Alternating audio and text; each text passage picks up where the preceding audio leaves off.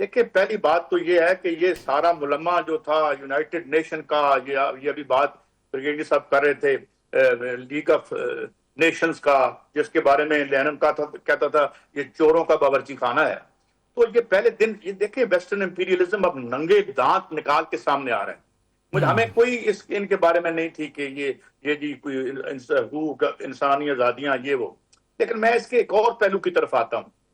वो पहलू ये है कि ये जो स्टेट ऑफ हॉर्मज में बैठा हुआ है, अगर इन्होंने तमाम रूलिंग एलीट को या रजीम चेंज करने दीवार से लगाया, तो आज जो खबरें आ रही हैं, और इराक के गालिबन वजीर खारजा या किसी ने ये बयान भी दिया है कि 650 से 1000 रुपए लीटर पाकिस्तान के टर्म में ये पेट्रोल चला जाएगा। दुनिया एक बहुत बड़ी इकोनॉमिक विंटर के किनारे पर है जी। ये जनाब जो ट्रंप साहब आए हैं, अब ये जो है वो यहूदी लाबी की डुगडुगी पे नाच रहे हैं, जिस तरह सारे सदूर नाचते हैं। और इन्होंने पहले अपना बेड़ा गर्क किया ये और अब दुनिया का बेड़ा गर्क करने जा रहे हैं। ये किसी के लिए विन विन सिचुएशन नहीं होगी।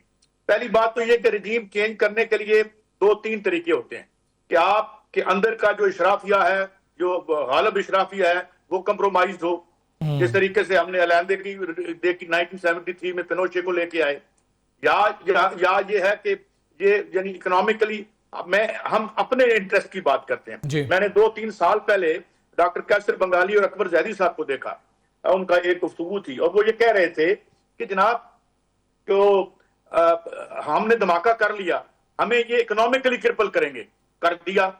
जिस किस्म की लोग मुसल्लत हैं हम पे, तो ये अगर ये फौज और फिजाइया ना होती तो हमें तो इंडिया ले बैठा था।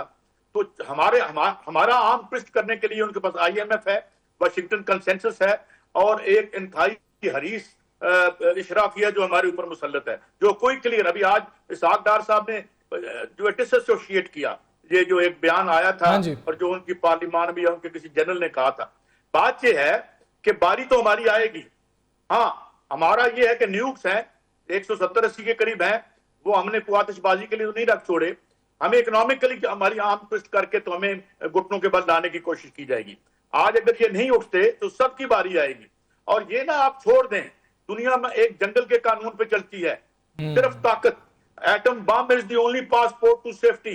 जब ये हम कर रहे थे और ये सारे वेस्टर्न लिबरल कहते थे ना करो ना करो, ये हो जाएगा वो हो जाएगा, अरे ना करते तो 2010 में इंडिया अंदर घुसा था जी, और ना करते तो ये हमारा क्या हशर कर देते। अब ये हालत है कि अमेरिका बहादुर ने जो एक सिक्योरिटी एनवायरनमेंट क्रिएट कर दी है, इसके साथ मिलके आपके पास लीथल हथियार होने चाहिए, और हमें उन्हें कहना चाहिए कि अगर आपने यहाँ बम मारा, या आपने टेक्निकल न्यूक्स फेंके, या आपने वो जो बंकर बस्टर है, जो बंकर बस्टर का लाया जा रहा है जो जी अंदर मारना चाहते हैं, तो भाई हम भी रिटेलिएट करेंगे। क्योंकि इस मुगालते में कोई ना रहे कि इजराइल जो है उसको या तो फिर हम उसे तस्लीम कर लें जिस तरह UAE ने किया हुआ है। तो मेरे ख्याल में मगर I am very sorry to say, मैं समझता हूं कि जिस किस्म के पपेट्स जो हैं मिडिल ईस्ट में बैठे हुए हैं, इनमें जान है, अपने ऊपर से जो है वो गुजरने की इजाजत भी दे रहे हैं उनके बमों को, उनके जहाजों को। It is very grave situation, and I tell you ये विन विन किसी के लिए नहीं होगा। और एक और डायमेंशन में बता दूं, अभी चंद दिन पहले खबर अननोटिस गई, 2001 शहरों में ट्रंप के खिलाफ मुजाहरे हुए, बहुत बड़े, millions of people came out. तो मेरे ख्याल में this gentleman is playing with fire, ये बांदर के हाथ में माचिस वाला मामला है। तो इसलिए हमें अपने तहफ़्फ़ुज़ के लिए, अब ईरान का तहफ़्फ़ुज़ हमारा और मुस्लिम उम्मा के जो बाकी चंद बचे खुचे मुल्क रह गए हैं जो खुद मुख्तारी की बात कर सकते हैं, ये उनके लिए बड़ा अहम है। और ईरान में अगर इसको ये मारने में कामयाब हो जाते हैं तो मेरे ख्याल में फिर इजराइल की सरहदें हमारे साथ मिल जाएंगी, और ये IMF, वर्ल्ड बैंक और ये सारे मिलके हमारा जो हशर करेंगे, I don't think it is very difficult to envisage. बिल्कुल ठीक है। राशिद वली साहब, आपकी जानिब आऊंगा। सर, ये कहिएगा कि जो हालात अब नजर आ रहे हैं, पाकिस्तान की सिचुएशन हम देख लें, और ईरान ने कहा कि अगर किसी और ने साथ दिया इसराइल का तो हम फ्रांस, बरतानिया और अमेरिका पर भी हमला कर सकते हैं। वो यकीनी तौर पर उनकी हुदूद में जाके तो हमला नहीं करेंगे, बेसिस का जिक्र कर रहे होंगे, यहाँ पर जो अड्डे हैं उनका जिक्र कर रहे होंगे। आप देख रहे हैं कि जब मरता क्या ना करता का मामला होगा तो अहदाफ तब्दील भी हो सकते हैं ईरान के, और क्या बाकी ममालिक यही चाहते हैं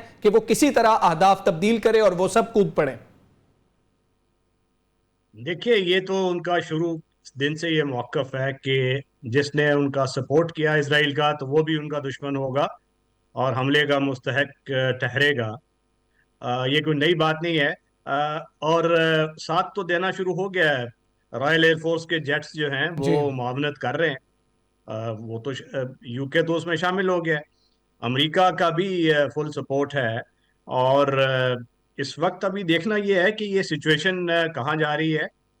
देखिए, मिलिट्री सिचुएशन के पॉइंट ऑफ व्यू से कैजुअल्टीज जो हैं इस वक्त 224 के लगभग इनकी ईरान हुई में। हैं और इंजरीज बहुत हैं। जी। उसके बाद इसराइल की कोई तकरीबन 24 हैं। जी। और जो उनका मल्टी टीयर्ड ये एयर डिफेंस सिस्टम है, उसमें से अराउंड 10% मिसाइल्स उनके बैलिस्टिक निकल के आ रहे हैं और अराउंड 80 to 90% इंटरसेप्ट भी हो रहे हैं। और ईरान के पास कोई तकरीबन 3,000 का है बैलिस्टिक मिसाइल्स का एस्टीमेट है, कुछ ज़्यादा भी हो सकता है, मगर ये कुछ जो हमें ओपन सोर्सेज से इंफॉर्मेशन है। तो इसका मतलब यह है कि depends on exchange of ballistics, क्योंकि इसके अलावा और कोई ऑप्शन तो ईरान के पास है नहीं। तो ये जंग वो अगर जारी भी रखें तो प्रोलॉन्ग हो सकती है, मगर बहुत ज़्यादा ऑप्शंस नहीं है ईरान के पास। और दूसरा ये स्टेट ऑफ हॉर्मस वाली बात है।